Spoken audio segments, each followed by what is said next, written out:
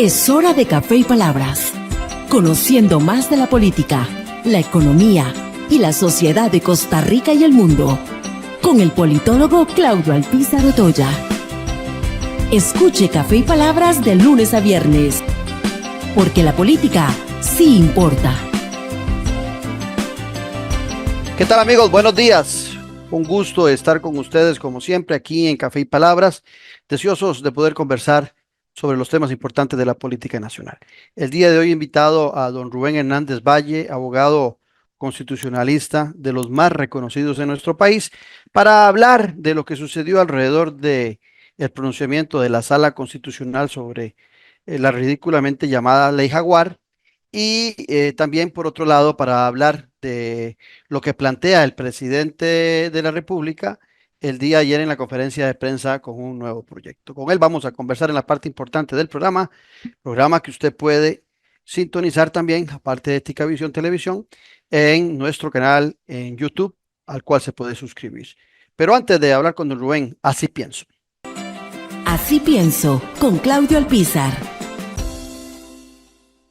El día de ayer hubo varias cosas en la conferencia de prensa del presidente de la República que me parece que son torpezas y que sigue enredando el presidente más de la cuenta al ciudadano. En primera instancia, habla de que presentó un nuevo proyecto de ley para la Ley Jaguar. Eso está bien. Pero dice él y la ministra de la Presidencia que ya eso no tiene que ir ni a servicios técnicos ni a consulta de constitucionalidad a la Sala Constitucional y que nadie tiene que hacer ese trámite. La ley de referéndum es clara y la ley de referéndum dice claramente que tanto servicios técnicos como el Tribunal Supremo de Elecciones deben consultar los proyectos a la Sala Constitucional para saber si en forma y por el fondo están bien hechos y si no tiene normas de constitucionalidad de las cuales pueda ser efecto ese proyecto. Por otro lado, dice que ya corrigieron lo que había que corregir, pero usted que oye este programa para que esté informado, la Sala Constitucional analizó solo 4 de los artículos que plantea la Ley Jaguar. ¿Por qué solo 4? Porque la Sala analiza lo que le consultan y el Tribunal Supremo de Elecciones le consultó solamente 4 artículos. Si la Sala le hubiera consultado, si el Tribunal Supremo de Elecciones le hubiera consultado todos los artículos, la Sala se hubiera pronunciado sobre todos los artículos, porque como le consultó 4, solo sobre esos 4 se refirió. Así que pudiera ser que también en los otros artículos haya inconstitucionalidad. Y hay otros recursos que se han planteado sobre esa misma ley y que posiblemente esta nueva ley también tendrá que enfrentar todo ese proceso. Todo es que después de lo que dijo la Sala, ya porque en Casa Presidencial hicieron unas correccioncitas, ya el trámite que está definido, ya no hay que hacerlo.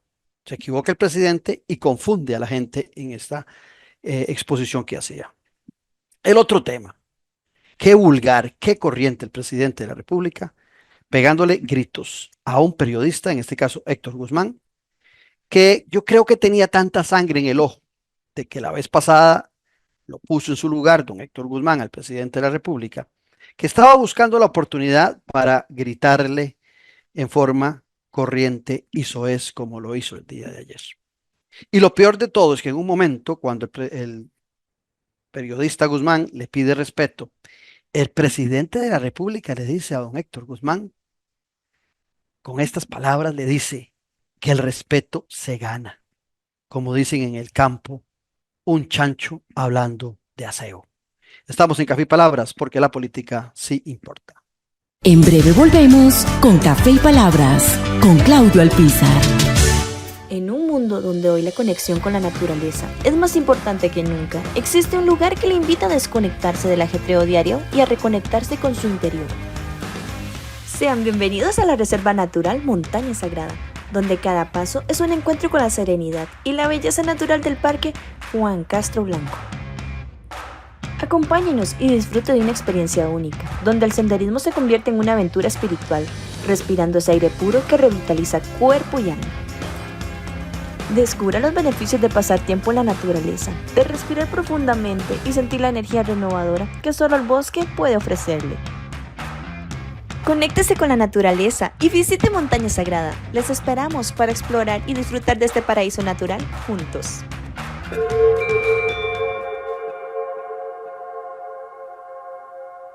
Productos 100% naturales y de producción nacional. Cosmética natural. Suplementos naturales. Alimentación and wellness. Para adquirir nuestros productos ingresa en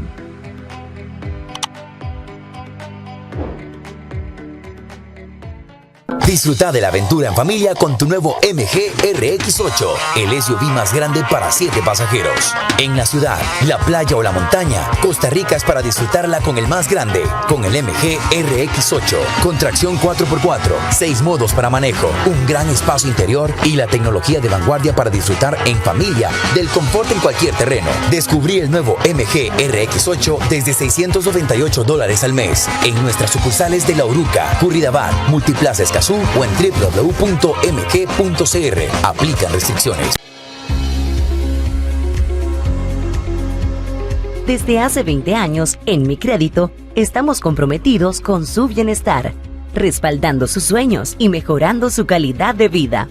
En 2004, iniciamos un viaje que nos ha llevado a evolucionar en un grupo financiero sólido, presente en Nicaragua, Costa Rica, Honduras y Panamá. Hoy celebramos nuestro crecimiento y el impacto positivo en miles de familias. Gracias por su confianza y por ser parte de nuestra historia. Mi Crédito, crecemos juntos. 20 años de crecimiento y evolución. Estamos de vuelta en Café y Palabras con el politólogo Claudio Alpizar. Gracias por continuar en nuestra sintonía y aquí está con nosotros don Rubén Hernández Valle, que le hago la siguiente introducción porque es importante para los que nos escuchan que sepan que don Rubén es doctor en Derecho, es de los expertos más reconocidos que hay en nuestro país sobre aspectos constitucionales y por eso la importancia de conversar el día de hoy con él para analizar la ley Jaguar, el pronunciamiento que tuvo la Sala Constitucional al respecto. Y también, por otro lado, vamos a también a ver un poquito sobre algunas cosas que se dijeron ayer en la conferencia de prensa donde el presidente presentó el pronunciamiento de la Sala Constitucional como favorable, como un éxito para él. Seguramente yo leí otra cosa, pero vamos a hablar con don Rubén al respecto. Don Rubén, en términos generales, ya usted y yo creo que habíamos hablado del grado de inconstitucionalidad que tenía este proyecto ridículamente llamado Ley Jaguar. Así se llama, ni modo, hay que repetir el nombre que lo bautizaron. Pero usted ya se había pronunciado no solamente en mi programa, sino en otros programas. Y ahora que salió la reacción o el pronunciamiento, para decirlo más correctamente, de la Sala Constitucional, ¿qué opinión le merece lo que se planteó? Bueno, vea que la sala se pronunció sobre 4 de los 9 artículos que componían originalmente la ley de Jaguar.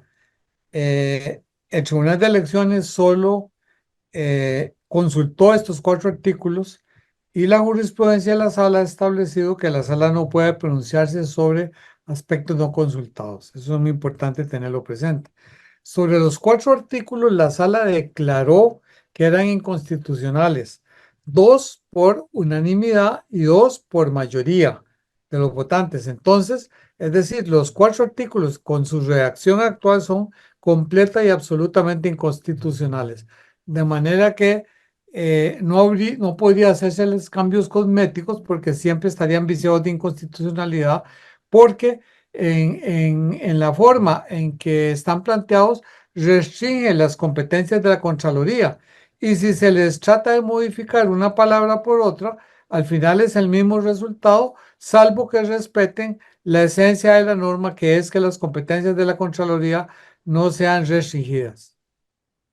Ese es el gran tema de que no haya restricción, que lo plantean los magistrados de la Sala Constitucional. Y es importante también lo que usted acaba de referirse, porque el día de ayer el presidente de la República hacía referencia, y la ministra de la Presidencia, de que la Sala Constitucional solo había hecho mención a los 4 artículos que tenían niveles de inconstitucionalidad, que prácticamente le decían a la ciudadanía que los otros 5 han sido avalados y que han corregido hoy temprano lo que tenían que corregir y presentarlo ante el Tribunal Supremo, perdón, ante la Asamblea Legislativa. Pero por aquí viene una pregunta que me nace en relación al pronunciamiento de la sala y al pronunciamiento ayer del presidente en, en su conferencia de prensa.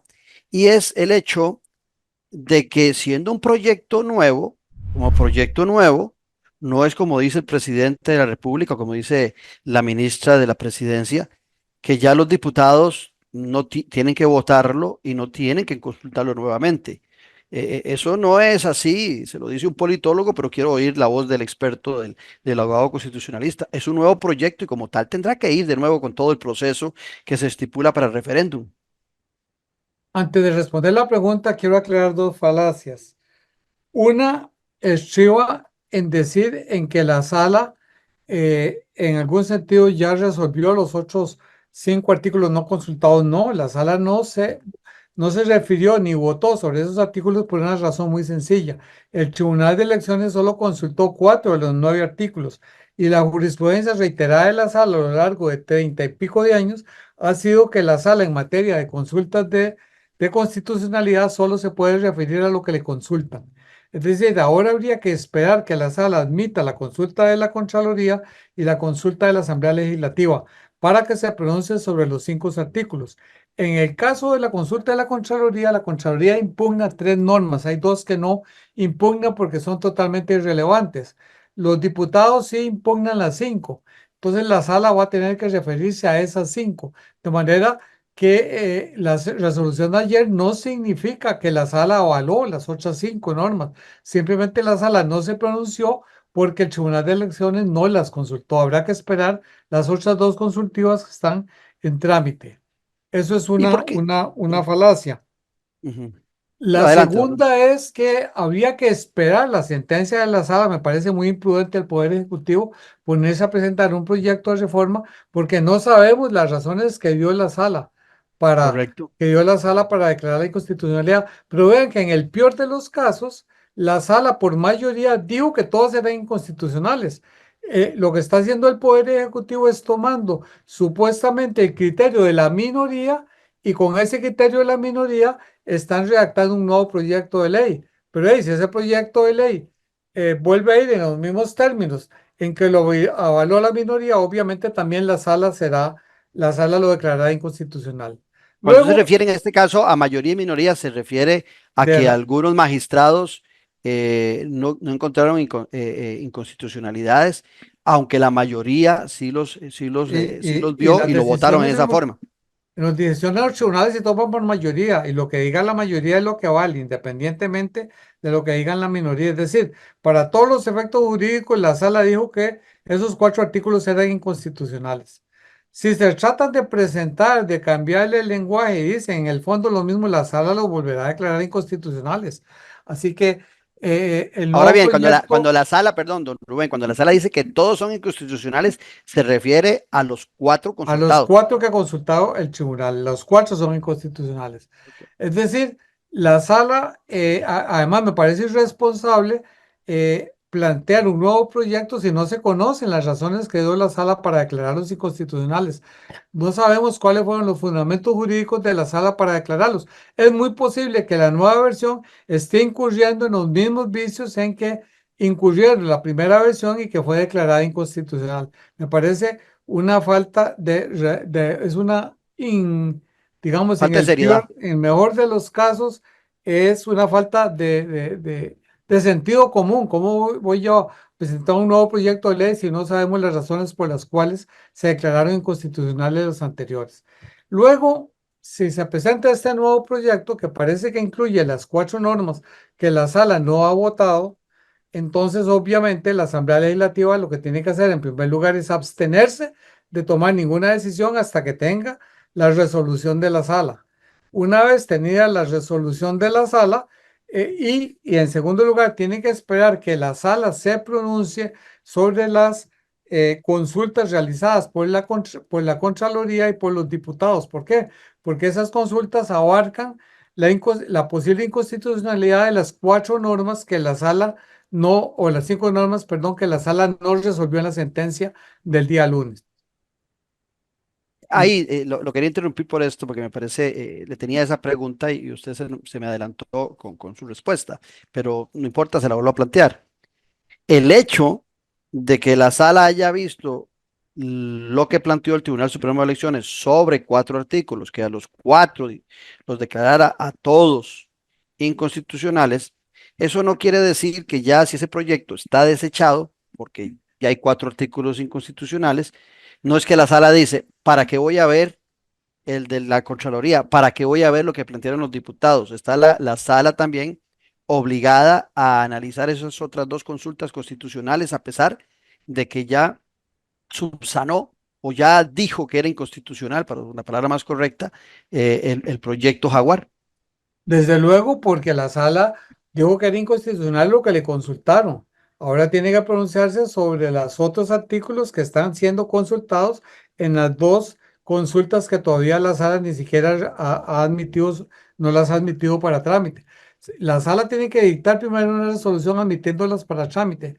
Y una vez admitidas a trámite, va a tener también 30 días naturales para resolver sobre el fondo.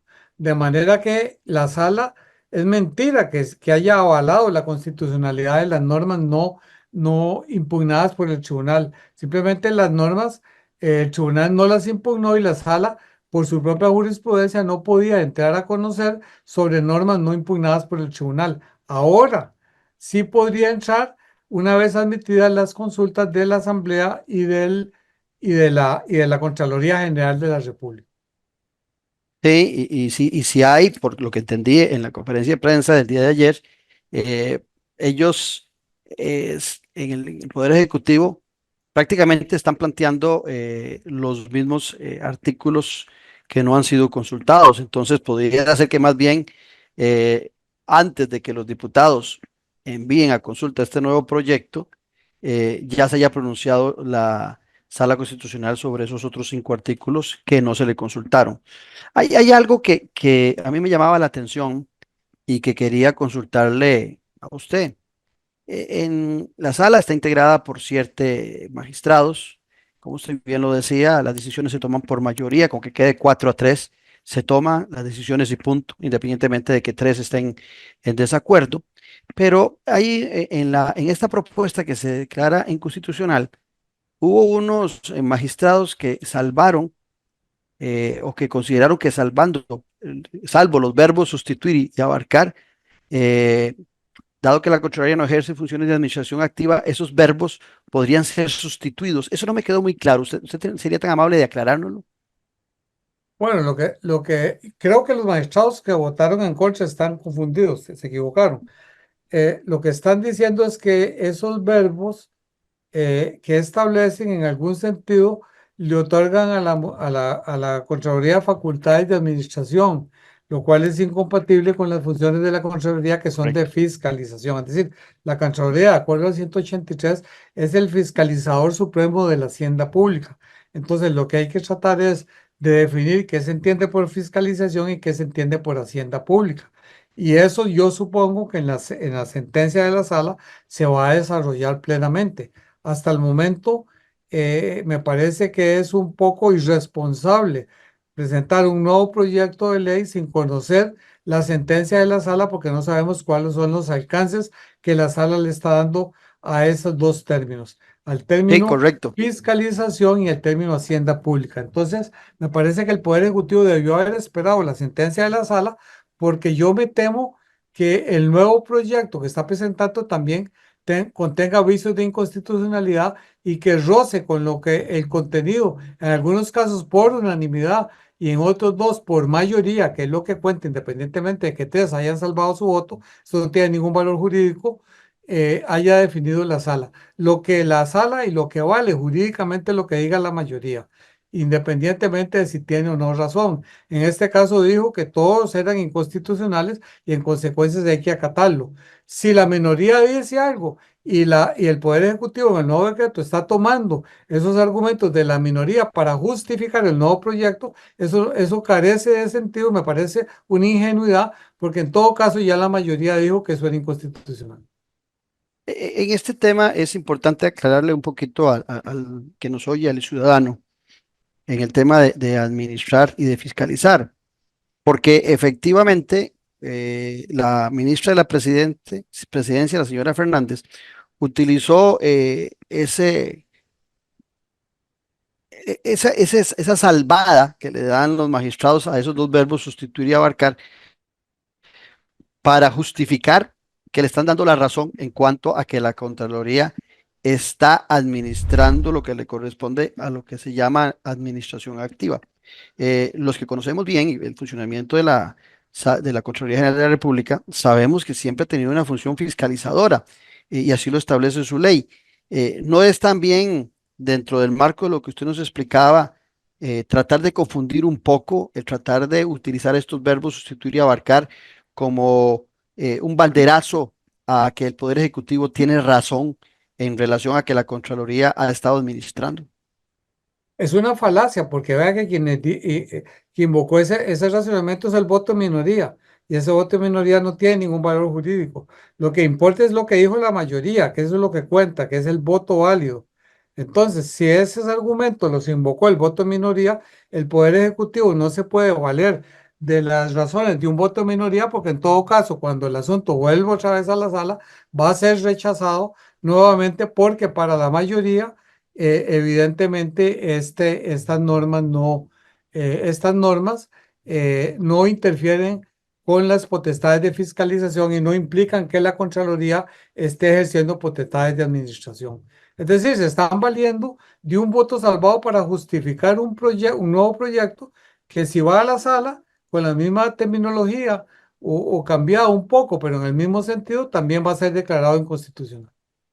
O sea, estamos claros que este nuevo proyecto ya presentado está obligado a seguir toda la tramitología que el Desde luego. anterior, ¿ok? Porque Evidentemente. O tendrá sea, que, porque oía, perdón, don Rubén, oía a la ministra de la presidencia, que me sorprende porque fue asesora del diputado Mario Redondo en algún momento en la Asamblea Legislativa, diciendo que como era un decreto del Poder Ejecutivo que habían presentado, que ya los diputados tienen que darle trámite a votación y no entrar a discutir si el decreto es o no es inconstitucional.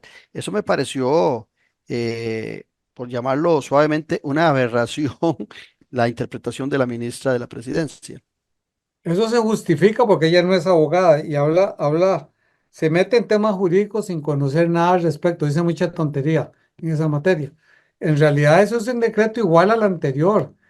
Tiene que seguir el mismo trámite, es decir, los diputados podrían hacer una nueva consulta sobre este proyecto, la Contraloría podría hacer un nuevo proyecto sobre esta consulta, el tribunal no podría hacerla porque no han solicitado para este proyecto la recolección de firmas. Por cierto que ese es un tema interesante.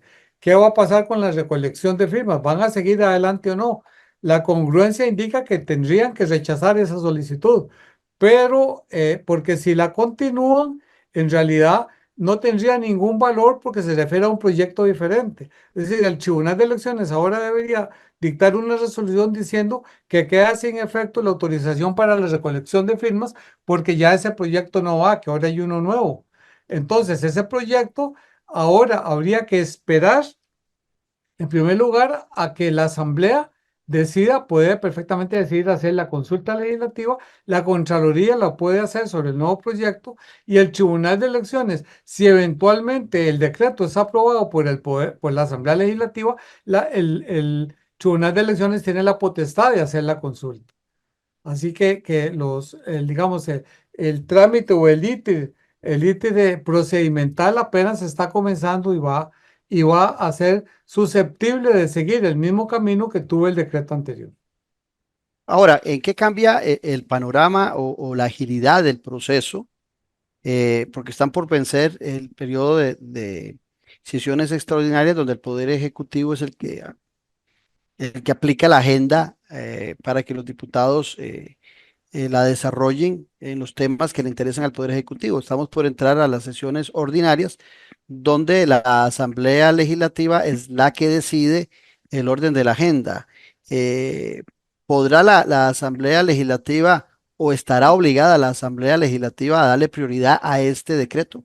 No, para nada, porque la ley de referéndum no establece un plazo dentro del cual el Poder Ejecutivo tiene que pronunciarse. Al no haber un plazo, de la Asamblea Legislativa perfectamente en estos 3 meses podría simplemente no conocerlo porque no tiene la obligación de hacerlo. Es decir, la Asamblea solo tendría la obligación de votarlo si tuviera un plazo determinado, pero en este caso no existe. Entonces yo creo que en los próximos 3 meses ni siquiera se va a conocer y tendría que ser retomado en las sesiones extraordinarias. Ya para entonces la sala habrá fallado las otras consultas y eventualmente una consulta sobre este proyecto. Estamos conversando con el abogado en Derecho Constitucional, el experto Rubén Hernández Valle, aquí en Café y Palabras. Vamos a ir a un corte comercial y volvemos a la segunda parte de nuestro programa con el distinguido invitado. En breve volvemos con Café y Palabras, con Claudio Alpizar. A pocos minutos del centro de Ciudad Quesada, usted puede sumergirse en un entorno de naturaleza inigualable. Copelesca Tours le invita a conocer la Reserva Natural Montaña Sagrada. Visítenos y disfrute de un día en completa conexión con la naturaleza. Descubra nuestra variedad de senderos, realice un día de campo familiar y conozca nuestro puente colgante y mirador, desde el cual podrá observar maravillosos paisajes naturales. Y al finalizar, disfrute de un delicioso almuerzo en nuestro restaurante. La Reserva Natural Montaña Sagrada le espera. Hay mucho por descubrir.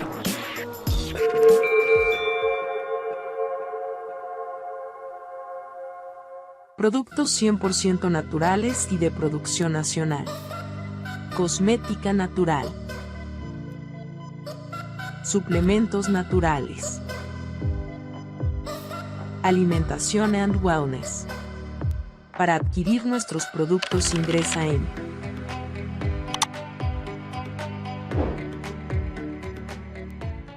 Disfruta de la aventura en familia con tu nuevo MG RX8, el SUV más grande para 7 pasajeros. En la ciudad, la playa o la montaña, Costa Rica es para disfrutarla con el más grande, con el MG RX8, con tracción 4x4, 6 modos para manejo, un gran espacio interior y la tecnología de vanguardia para disfrutar en familia del confort en cualquier terreno. Descubrí el nuevo MG RX8 desde $698 al mes en nuestras sucursales de La Uruca, Curridabat, Multiplaza Escazú o en www.mg.cr.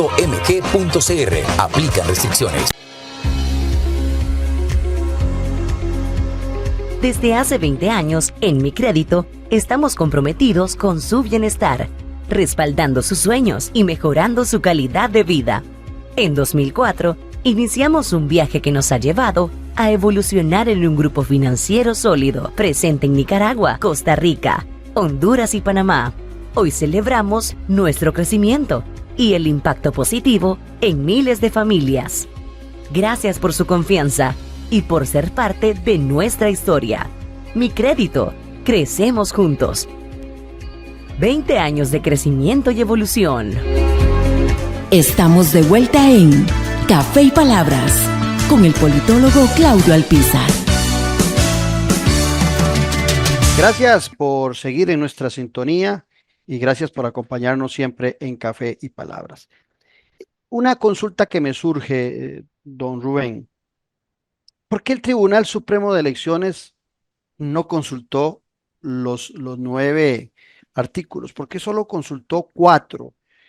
¿Tiene alguna potestad los magistrados del Tribunal Supremo de Elecciones de considerar y analizar que 5 no tenían roces inconstitucionales y que solo 4 iba a consultar? ¿Por qué no enviar de antemano todos los 9 artículos a consulta a la Sala Constitucional? Lo lógico hubiera sido que consulten los 9, porque ¿qué pasa si consulta 4, declaran que son inconstitucionales y se somete a referendo 5, tal vez 2 de los 5 son inconstitucionales, ¿qué pasa? Se gasta un montón de tiempo, de dinero, se aprueba en referendo y al día siguiente plantean una inconstitucionalidad y se los traen abajo. Me parece que el Tribunal de Elecciones se equivocó y debió haber consultado los 9. Es decir, a mí me parece que cuando se presenta un referendo ante el tribunal debe consultar todo el proyecto, no solo parcialmente como lo hizo en este caso. Creo que hubo un error del tribunal, porque además el tribunal en realidad se circunscribió específicamente a los que tienen que ver con la ley orgánica y la Contraloría. Sin Correcto. embargo, dejó por fuera el artículo 4 referente a la Ley General de Control Interno, que aunque no está en una ley diferente, tiene directamente incidencia sobre el funcionamiento de la Contraloría. Es del artículo 67, ¿verdad? Si no mal No es recuerdo, el artículo 4 de la Ley de la de Control 4. Interno. El 67 fue consultado. El 67 no fue consultado. No fue, El ¿verdad? Ok. 67 es el de la contratación administrativa y el 5 bis de la Ley Orgánica de Habdeba, que son los que establecen o consagran la contratación a dedo y eliminan la licitación en esos casos. Y usted como constitucionalista, como conocedor del tema, y que ha visto los 9 artículos, ¿considera que en esos otros 5 hay roces inconstitucionales? Sí, claro, el 67 y el 5 bis son totalmente inconstitucionales, lo mismo que el 4 de la ley de convenio.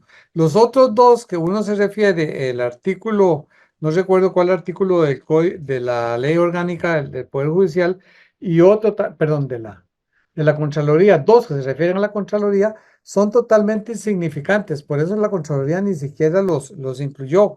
Uno es las competencias que tiene el tribunal sobre los fideicomisos. Entonces ahí simplemente añade algo de que se extiende a otro tipo de fideicomisos. Eso es irrelevante. Y el segundo se refiere a lo que ya ocurre en la praxis, pero no está en la ley, a que las funciones de la Contraloría se distribuyen entre el Contralor y su Contralor. Y aquí lo que se hace es establecer por ley más o menos cuál debe ser la competencia de uno y de otro. Tan irrelevante es que la misma Contraloría ni siquiera los impugnó. Esos dos pueden pasar que no tienen ningún problema. En la praxis no tienen Son ninguna incidencia. irrelevantes. Ahora, ¿qué es lo que puede ocurrir con eso? Más bien, que la sala declare inconstitucionales todos los otros y haya que hacer un referéndum por 2 artículos totalmente irrelevantes. Bueno, pero Eso es lo que puede resultar al final. eso sería un ridículo hacer. Un ridículo, porque yo creo que bueno, nadie iría a votar por una cuestión de ese tipo. Y si va a votar, o sea, que es desperdicio de recursos y de tiempo por votar por algo que no tiene ninguna trascendencia jurídica ni institucional. Ahora bien, desde el análisis politológico que puede hacer este servidor, eh, uno considera de que aquí hay un trasfondo de interés de generar cierta polarización y de generar cierta, cierto temblor político en la ciudadanía, mover las capas tectónicas de la política a razón de llevar agua a sus molinos por el Poder Ejecutivo. En el caso de un referéndum, que es una herramienta sustancialmente importante en el ejercicio y en la práctica democrática de los ciudadanos, me molestó mucho oír a la diputada Pilar Cisneros haciendo una referencia de que lo que había hecho la Sala Constitucional de no dar oportunidad a ejercer el voto al ciudadano sobre los cambios propuestos era exactamente lo mismo que estaba pasando en Venezuela. Oiga, qué delicado. Ella comparaba el hecho de que en Venezuela no se esté reconociendo hoy por hoy un triunfo de la oposición con la posibilidad de un referéndum que no es que se le ha dicho que no al ciudadano, sino que no está siguiendo las normas establecidas constitucionalmente para el ejercicio de ese derecho ciudadano. ¿Qué opinión le merece a usted estas declaraciones de la diputada Cisneros? Vea, a mí me parece, con todo respeto, doña Pilar, pero ella es una ignorante en estas materias. Y dice demasiadas tonteras cuando opina sobre temas que no conoce. Mejor se debería quedar callada porque lo que hace es el ridículo. Eso que está diciendo, es como comparar chayotes con papas. Es decir, aquí simplemente el referendo es un mecanismo de democracia popular y recuerde que Costa Rica es una, de acuerdo al artículo 9, es una democracia representativa y participativa. Entonces hay algunos asuntos que se ejercen exclusivamente a través de la democracia representativa, es decir, hay asuntos que solo pueden ser resueltos por los diputados. Otros, en cambio, pueden ser resueltos ya sea por los diputados o por el pueblo a través del referendo. Entonces, en esa forma se expresa la democracia participativa. Pero la democracia participativa, así como la representativa, encuentra los límites en la propia Constitución. La Constitución es lo que establece la competencia de cada uno de estos ámbitos de legislación, de regulación de la conducta para que sea ejercida dentro de esos cánones. En el caso del referéndum, hay normas expresas que dicen que hay cierto tipo de materias que no pueden, que están sustraídas al referéndum, que solo pueden ser reguladas por la Asamblea Legislativa o eventualmente por una Asamblea Constituyente. Además, establece claramente cuáles son los modos en que se puede ejercer el referéndum, cuáles son los mecanismos de control que existen, básicamente el control de constitucionalidad, porque resultaría absurdo desde el punto de vista lógico someter al referéndum una norma inconstitucional, porque si llegara a ser aprobada al día siguiente se plantea la acción y sería una pérdida de tiempo, de recursos y un sinsentido. Es decir, ¿por qué existe el control de constitucionalidad previo? Justamente para evitar de que los diputados y en otros casos el electorado incurra en desaguisados constitucionales. Es decir, no tiene sentido que se apruebe una ley o se lleve a referéndum un proyecto de ley que roza con la Constitución. Es decir, ese control preventivo tiene una función profiláctica y esa función profiláctica es fundamental en un Estado de derecho. Y yo creo que doña Pilar, desgraciadamente, esto no lo entiende.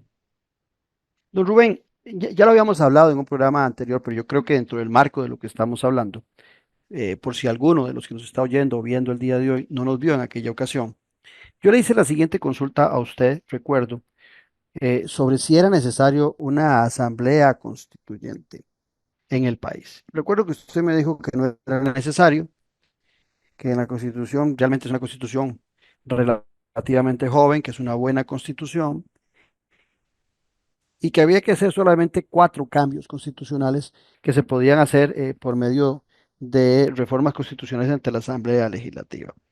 Pero dentro del marco de lo que se ha estado planteando en este referéndum, algunos han empezado a vender la idea que el problema de que no exista esta posibilidad de referéndum está en la propia constitución política que no permite esa democracia participativa. ¿Cuál es la posición al respecto del estudioso, del conocedor de temas constitucionales y por supuesto de temas democráticos? Vea, yo me remito simplemente a un artículo de la Constitución italiana que dice que la democracia directa, los mecanismos de democracia directa, se ejerce dentro de los límites que fija la propia Constitución.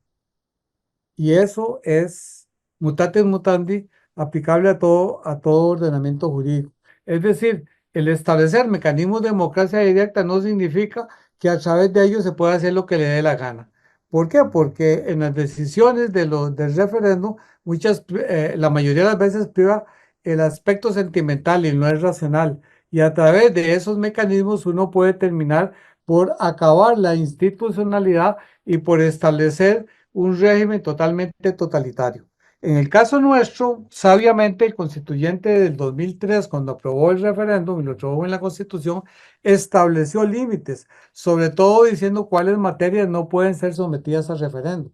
Por ejemplo, les cito un caso, no se pueden someter las pensiones.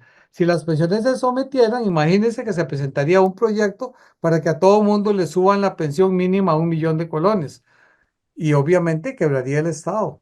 O bien en materia tributaria, habría un referéndum para eliminar el impuesto a la renta. Y estoy seguro que en un referéndum ganaría la tesis. O sea, hay cosas que por la delicadeza que tiene, por lo serio del asunto, no pueden ser sometidos al voto popular. ¿Por qué? Porque ahí priva no la razón, priva la emoción. Y además el electorado es fácilmente manipulable. y entonces el electorado puede votar por tesis que aparecen o suenan muy bonito, pero que al final de cuentas le van a cobrar la factura porque van a resultar perjudiciales para ellos. Entonces me parece que es muy clara esta norma de la Constitución italiana, que nosotros no la tenemos, pero que debe considerarse un principio constitucional de que la democracia directa, es decir, la democracia participativa, se ejerce dentro de los límites que fija la propia Constitución. No podemos ir más allá de eso. ¿Por qué? Porque de lo contrario, dejamos de ser una democracia participativa y representativa para convertirnos en un país de una democracia anárquica. Rubén, otro concepto que también quiero conversar con usted el día de hoy. El concepto de sedición, ese alzamiento colectivo y violento contra lo que dispone la autoridad. En el marco también de este referéndum, el presidente de la República hace unos días, más propiamente dicho, el día de la celebración de la anexión del partido de Nicoya, hizo referencia en un programa de radio, de televisión, a movilizar ese alzamiento colectivo y violento contra lo dispuesto por la autoridad. Bueno, ya el día de ayer, después de lo que había dicho, lo que hizo no fue exactamente eso, sino mandar un nuevo proyecto a la Asamblea Legislativa. Sin embargo, también en la conferencia de prensa denotaba él seguir instigando al ciudadano a sentir molestia por los magistrados, por los diputados, por la justicia, y seguía llamando a que estuvieran atentos a esas decisiones. ¿Existe en nuestro país alguna forma de juzgar y condenar a alguien por el tema de sedición? No, está previsto como delito. Yo no soy penalista y no sé si lo que el presidente dijo la primera vez y lo que dijo ayer en realidad configuran ese delito. Habría que preguntárselo a un penalista. Pero sí, evidentemente son manifestaciones que en algún sentido tratan de legitimar el régimen democrático, el régimen vigente. Y bueno, digamos, desde mi punto de vista del Evo en materia penal, podrían configurar el delito de sedición, pero no me atrevo a afirmarlo de manera rotunda porque no soy penalista, pero sí pareciera que hay algún vicio en ese sentido. Ahora, todo esto nos lleva a nosotros a pensar en la democracia costarricense también, que desde el Poder Ejecutivo ha estado siendo cuestionada. Lo más contradictorio de todo esto es que aparece en el mapa del mundo de las 17 democracias plenas, aparece Costa Rica.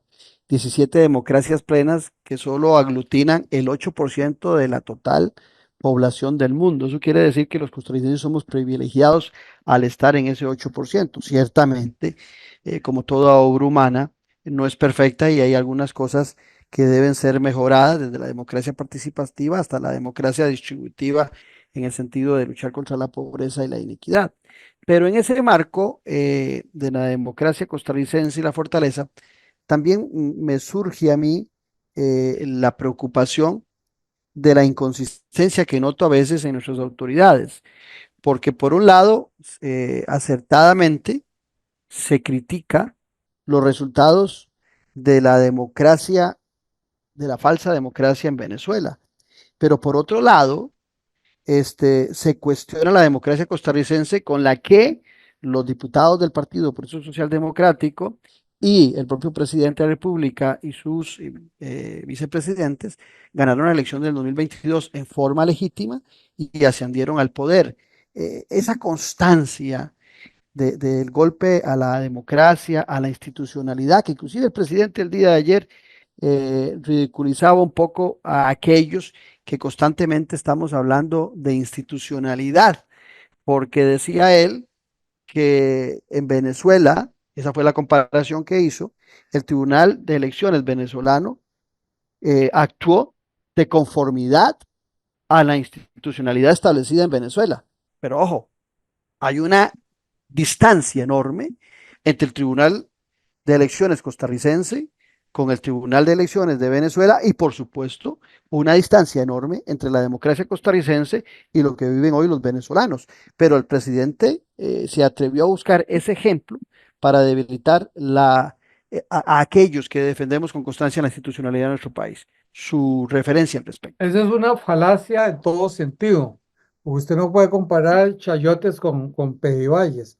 ¿Por qué razón? Porque en Venezuela no ejercieron la institucionalidad, ejercieron más bien contra la institucionalidad. Si hubieran ejercido la institucionalidad, hubiera habido un conteo diáfano de los votos, el cual todos sabemos que fue en favor de la oposición.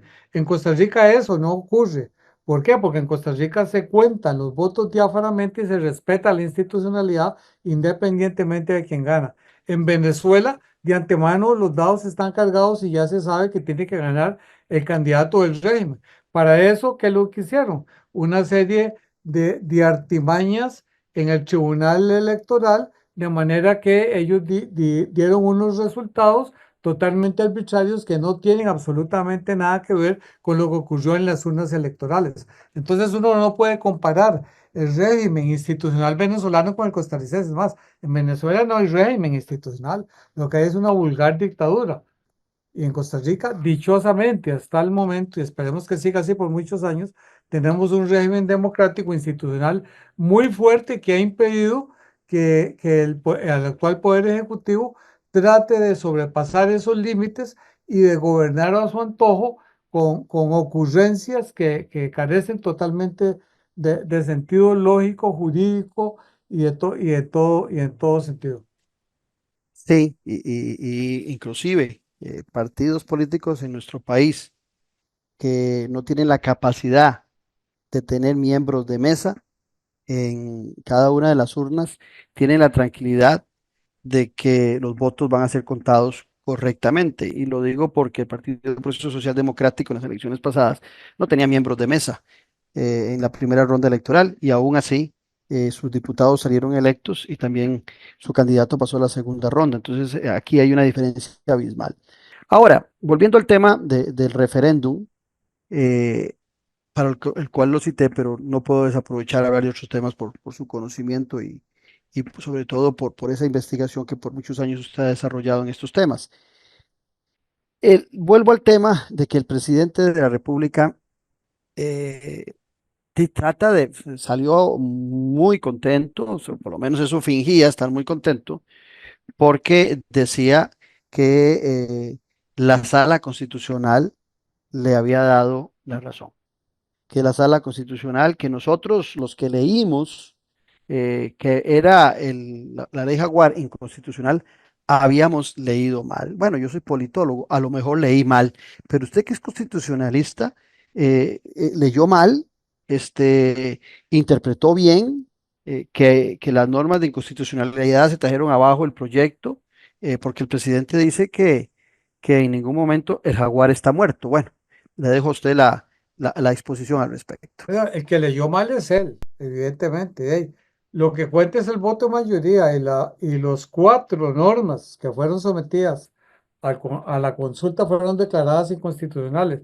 Si eso es que falló la sala en favor del presidente del Poder Ejecutivo, entonces yo no sé en qué mundo vivimos, en que se está interpretando todo al revés. Es decir, la sentencia de la sala es una lápida sepulcral respecto de esa parte del proyecto Jaguar. Es decir, los únicos 4 artículos que conoció dijo son inconstitucionales y no pueden ser sometidos al referéndum.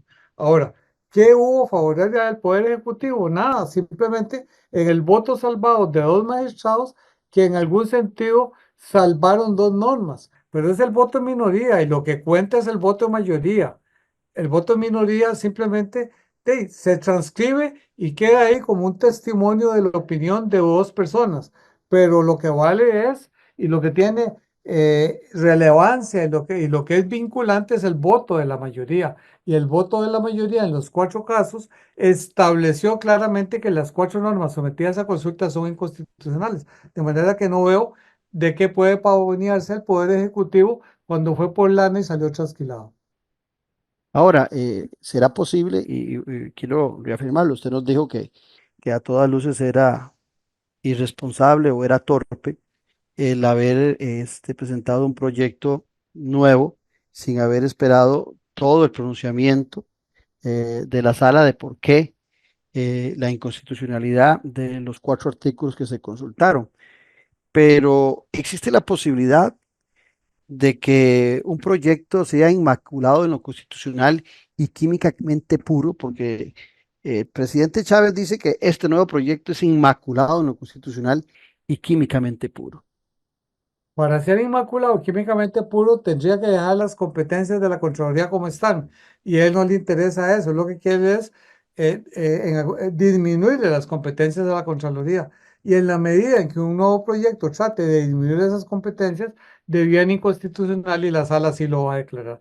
Es decir, la única forma de que esto no sea inconstitucional es que no le disminuya competencias a la Contraloría. Y evidentemente él lo que quiere es disminuirle competencias, no mantener las que tienen y aumentarlas. Pero dice la ministra Fernández, abro comillas, hemos tenido la razón en todo momento al decir que no hemos estado quitando funciones a la Contraloría. Cierro comillas. Esa es una tontería jurídica y hasta lógica, porque si la sala ya dijo que los 4 artículos les estaban competencia de la Contraloría, está simplemente contradiciendo palmariamente lo que dice la ministra. Ujú. Sí, entonces no nos fuimos de cholos, como dijo el No, no, presidente, aquellos que celebramos para nada. porque estábamos en desacuerdo con la disposición de la Sala Constitucional. No, él lo que adoptó fue una posición para minimizar el golpe político. El golpe político es muy fuerte. Y entonces, evidentemente, él está tratando de minimizar ese golpe y tratar de decir que la resolución lo favoreció, cuando cualquiera que la lea sabe que no.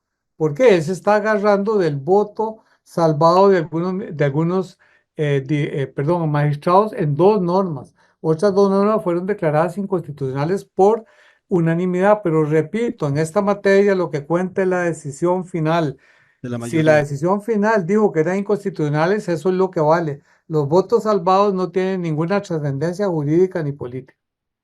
Y usted sabe que oyendo esto último que usted dice de que el golpe fue muy duro para las aspiraciones del Poder Ejecutivo con esta ley, hay un momento clave en que eso se evidencia. Cuando el periodista Héctor Guzmán, que ya había tenido diferencias con el presidente y que muy elegantemente le pidió respeto hace algunos días, le leyó parte de lo que dispuso la Sala Constitucional y le dice, pero yo no le estoy agregando nada. La Sala Constitucional dice que todos los artículos consultados son inconstitucionales. Y el presidente, mientras hablaba la ministra Fernández, le pegó 4 gritos al periodista, una forma muy soez, muy corriente, que yo creo que era más bien sacándose el clavo de la vez pasada que lo había puesto en su lugar el periodista.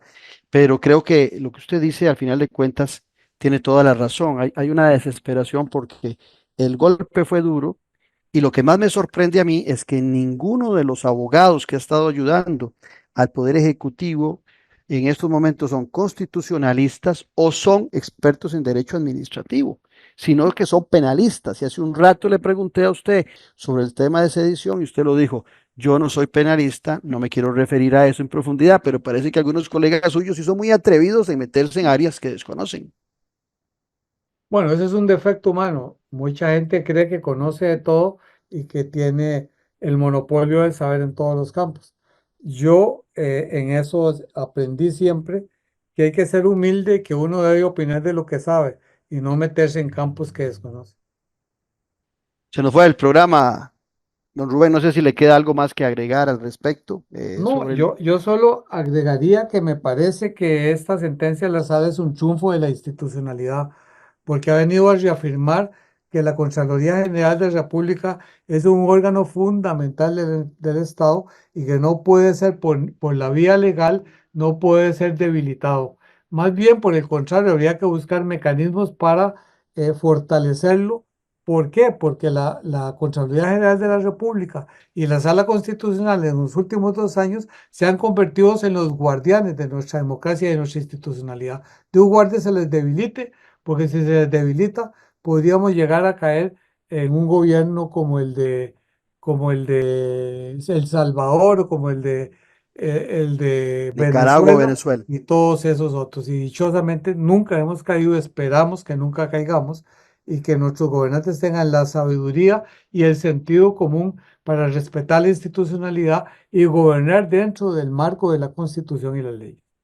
Sí, yo cerraría diciendo lo que escribía ayer en X, en el tubo de Twitter, que decía que lo que pasó en las elecciones de Venezuela eran predecibles en un país que se manoseó en demasía el Poder Judicial, el Electoral, el Parlamento y la Constitución Política, la Contraloría y más. De ahí la importancia, don Rubén, de una institucionalidad fuerte que aguante los embates autoritarios, y creo que Costa Rica está teniendo una prueba fenomenal de la fortaleza de su institucionalidad. Muchas gracias, don Rubén. Muchas gracias. Gracias a don Rubén y sobre todo a ustedes por habernos acompañado, y los esperamos en la próxima edición de Café y Palabras, aquí donde la política sí importa. Esto fue Café y Palabras, porque la política sí importa, con el politólogo Claudio Alpizar Otoya. Escuche Café y Palabras de lunes a viernes, porque la política sí importa.